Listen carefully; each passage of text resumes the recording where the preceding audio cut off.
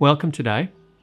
We'll just start with a little meditation to calm the mind and be present. So if you just like to close the eyes,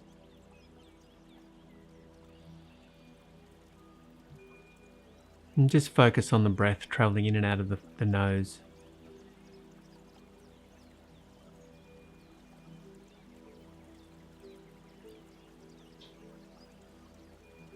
Nothing to understand, nothing to know. Mind might still throw up thoughts. And that's okay, they're just thoughts. Spontaneously arriving.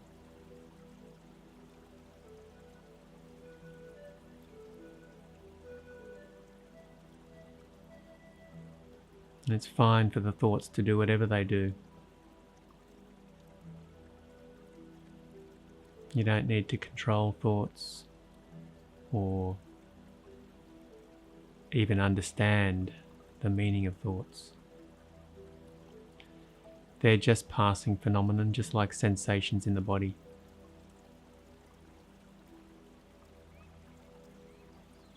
And when you see thoughts as just passing sensations or phenomenon or expressions of energy, they just become experience or phenomena.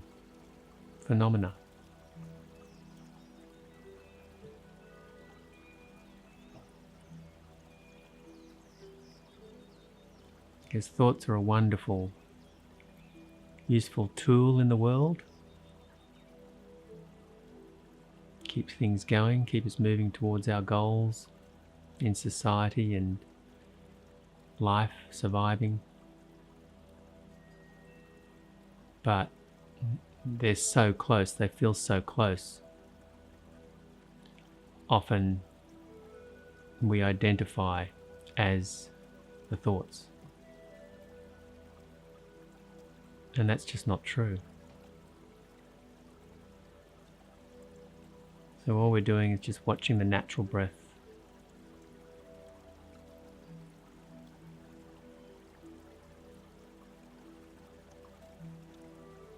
And letting everything be as it is. Even the word letting seems to have a doership to it. There's someone letting this happen. It's more counteracting the reflex that we feel like we are doing it all. It's all just happening. And so is the experience of feeling like a me. It's just thoughts and sensations and emotions mixed.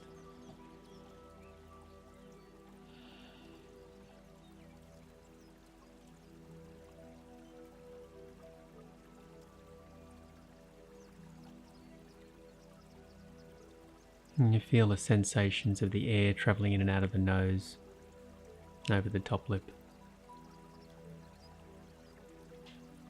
It's so simple. And that's all that needs to be seen at this moment, felt at this moment.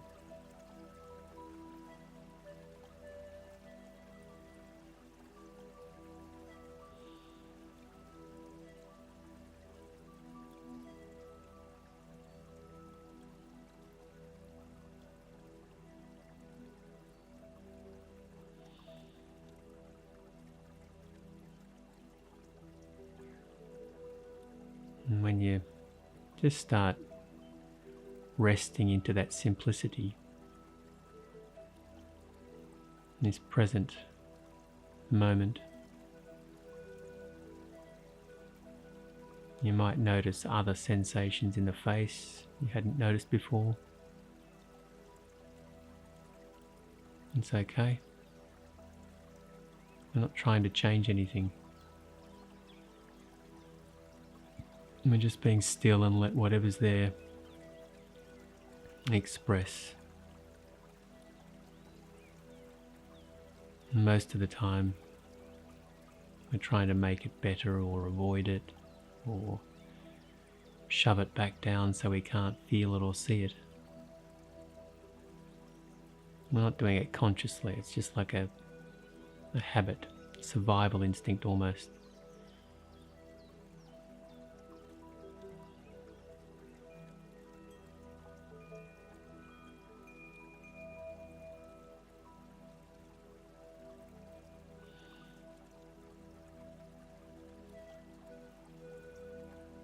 So we're just being and letting everything that is just be as it is.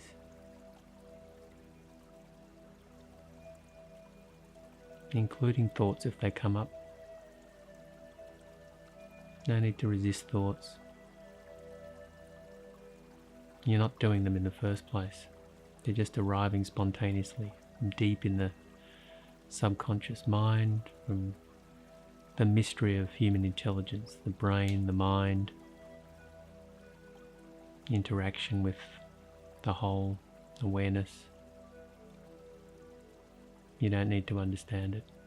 You don't need to know anything.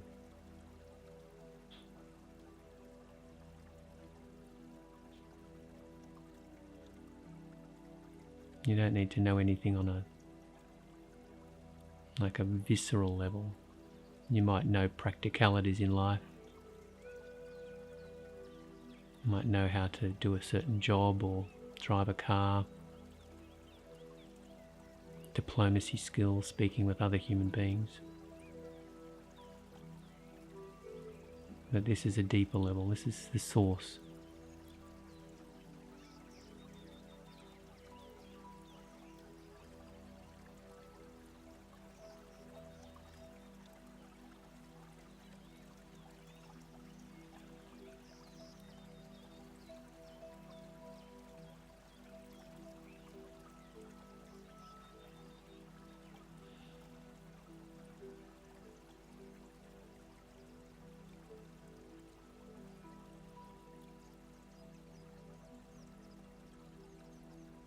If we're doing a longer meditation, you can travel down the body and feel all parts of the body. It just helps the mind anchor onto something. It's just awareness of sensation, which also shows the mind the similarities between sensations that are arriving spontaneously on the body and thoughts that appear in the mind. They're similarly spontaneous. Yet most of the time we identify subtly, subconsciously, we identify with our thoughts. We think it's our thoughts. I'm thinking this, and that is me somehow. And it's not. If there is awareness of thoughts, then what are you?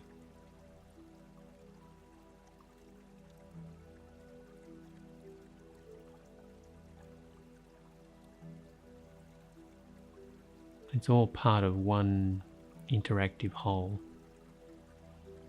So it's not really correct to say you're not this body.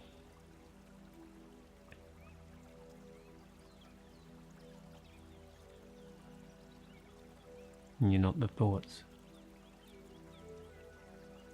Because ultimately there is no separation apart from thoughts categorizing a certain way.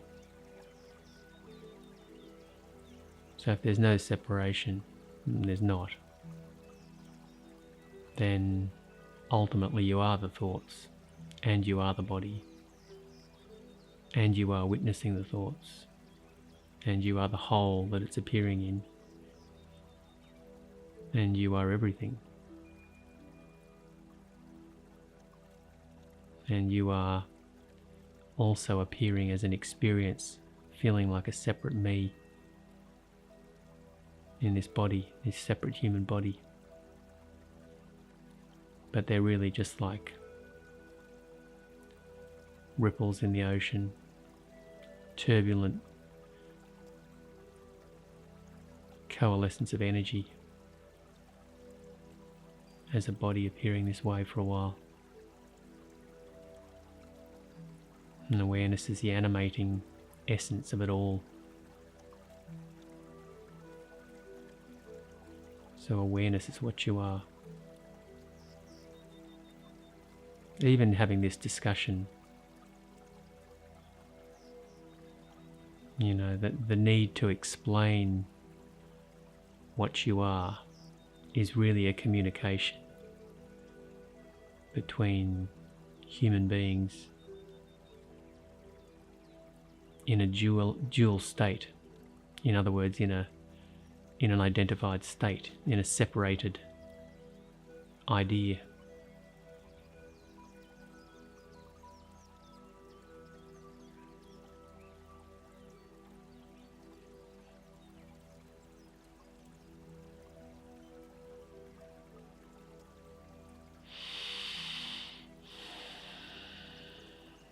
I suppose these discussions are more geared around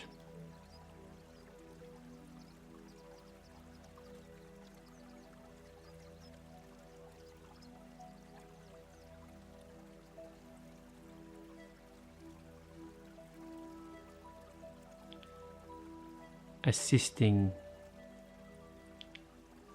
the habit that is so ingrained, assisting the habit to melt, to dissolve somewhat.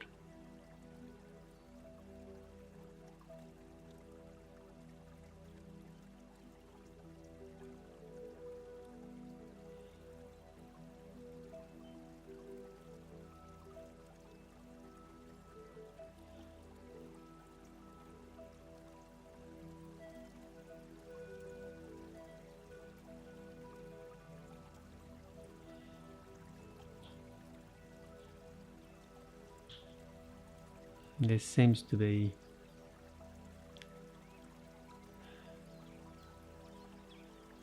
different experiences or states or moments in this if we punctuate it in thought,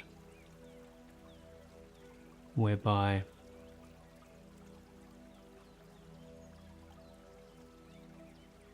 it seems that suffering can start this process of looking into itself. When the human being suffers, there's an impulse, there's a motivation, I suppose, an instinct to resolve that or to try and make it better, less painful.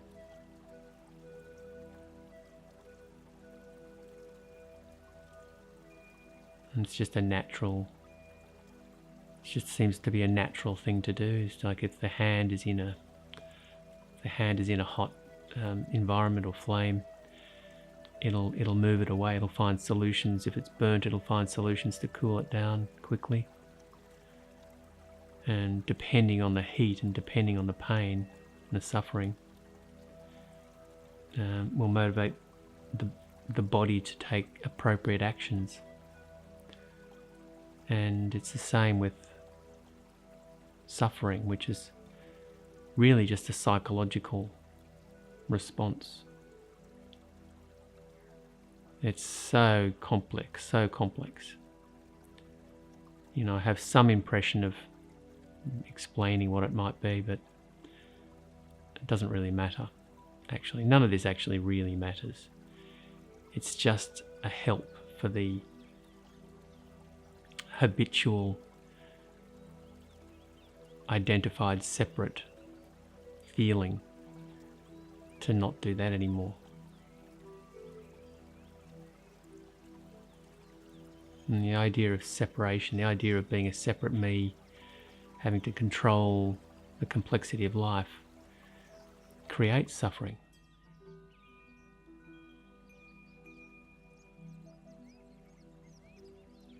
maybe that's a good thing. For some, maybe that's a good thing. Maybe that creates the tension or the polarity to free itself from that, to break free of that assumption. So it's kind of whatever's happening at the time is probably appropriate for that human being. And if it also means interacting with other people, community, listening to talks like these, that's also, I suppose, helpful when it resonates.